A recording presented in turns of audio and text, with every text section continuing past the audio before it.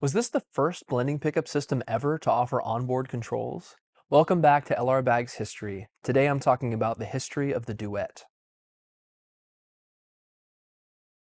In the late 80s, Lloyd Baggs started making preamps for his increasingly popular LB6 pickup. The preamp equalizer had already gone through a few revisions, both as an onboard preamp and as a floor box, and Lloyd wanted to push the limits of what onboard electronics could do. So he worked with an audio circuit designer to bring his new idea to life.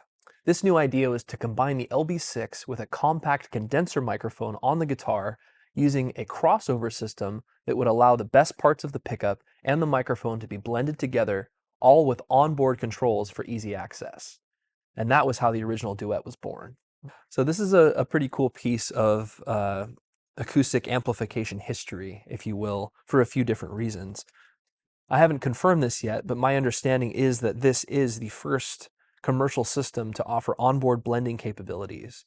So previous to this, you would have had to send multiple pickup signals out of the guitar, either via a stereo jack or multiple output jacks, and then blend those sources back together externally. In the process of prepping for a lot of these videos, I did some digging and found old spec sheets in paper files. By deftly combining the qualities of both the LR Baggs pickup and the internally mounted microphone, the Duet gives you the fidelity and the security you've dreamed of. Proprietary mixing matrix combines the strengths of the pickup and the microphone while eliminating the weaknesses of each. In my research, this is also the first instance of a crossover system being used for an acoustic pickup, which is pretty cool. For those who may not know, the crossover actually removes the low frequencies from the microphone, which allows the microphone to be less problematic, less boomy, less feedback prone. Some of the unique features include this EQ in and out switch, which you don't see a lot of, but it actually removes the entire EQ section from the signal chain.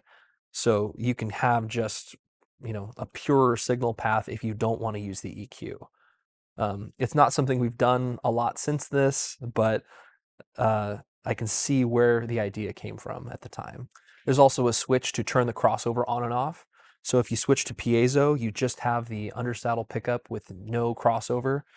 And then if you add in piezo plus microphone, that turns on the crossover and allows you to blend between the pickup and the microphone, again, where the microphone is crossed over, eliminating the low frequencies, which allows for better performance in loud situations. The condenser microphone was mounted in this foam block, which was fairly standard at the time as far as microphone technology goes. These types of microphones were a lot better for this type of application than others that had been used, but they were still relatively simple as far as their design and tended to be kind of boomy and feedback prone and hard to use in live situations, even with the crossover. So the crossover really covered up a lot of vulnerabilities with the microphone. But the microphone design itself is something that you'll see develop over time with LR Baggs products. As the design gets more refined, it also sounds better and has fewer issues. If the amount of control on the Duet wasn't quite enough for you, we also offered the add-on full access box. So you had to actually install a 5-pin XLR jack on your guitar to use this breakout box, but plugging this into the system would allow you to get 3 different outputs from the full access. So you have one for the pickup, one for the mic, and one for the mix. So you have 3 separate outputs that you can tweak to your heart's content. And for the people that really wanted to fine-tune their tone, this was a huge benefit. Just for reference, this is a hand-drawn diagram of the connection for the full access. So it shows exactly how you would need to wire the mini XLR jack so that you could have the breakout box. The first version of the Duet was popular, but had some manufacturing issues that kept it from being a successful long-term product, to the point where Lloyd actually had a large box under his workbench of about 100 failed preamps that had come back from customers. And after discontinuing the first version, Lloyd had a party for the employees, and they took that box, dumped it out on the concrete, and everyone took sledgehammers and just smashed everything they had and they dug a hole behind Lloyd's workshop at his house and buried them. So behind Lloyd's workshop is still a mass grave of the original version 1 of the Duet. The company soon moved on to hire renowned circuit guru David Baskin to create the second version of the Duet. David Baskin, who was a long-standing member of the Audio Engineering Society, was renowned for his work on the Apex Aural Exciter and for his numerous designs for CAD microphones. Version 2 of the Duet found near immediate success with acoustic musicians and won an Editor's Pick Award from Guitar Player magazine. After the second version of the Duet found success with acoustic musicians, the aspirational product design inspired several new versions of the Duet throughout the next decade. The Micro Duet was released in 1992, which was designed specifically for people who didn't want to cut a large hole in the side of their guitar. So the Micro Duet, as a simplified version of the Duet, obviously doesn't have as many controls, but there are some really unique features about this that make it an interesting product. One of the unique features about this system is it has stereo output all the time. So the left and right, or tip and ring, have their own mix controls. So if you wanted to send more pickup or more microphone to the tip, you could set that adjustment, and then you can adjust the ratio of the pickup and microphone on the ring as well.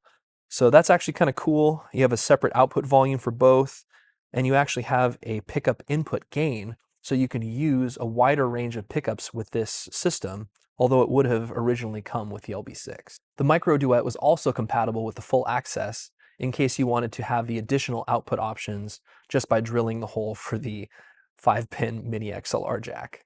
So if you bought the Micro Duet and wanted to drill more holes into your guitar, there was that option too. The Duet Master was released in 1996 and took an opposite approach to the minimalist Micro Duet. The Duet Master borrowed heavily from the Parity Eyes features, incorporating an expanded EQ section with a notch filter, phase inversion, and phantom power capabilities via the system's XLR output. The Duet Master is one of my favorite pickup systems from this era just because of how over the top it is. I thought that the full access was over the top, but this takes it to another level entirely. The hole you have to cut in the side of your guitar is pretty significant, and in addition to that, you also have this plate that you mount in the lower bout of the guitar for the output system.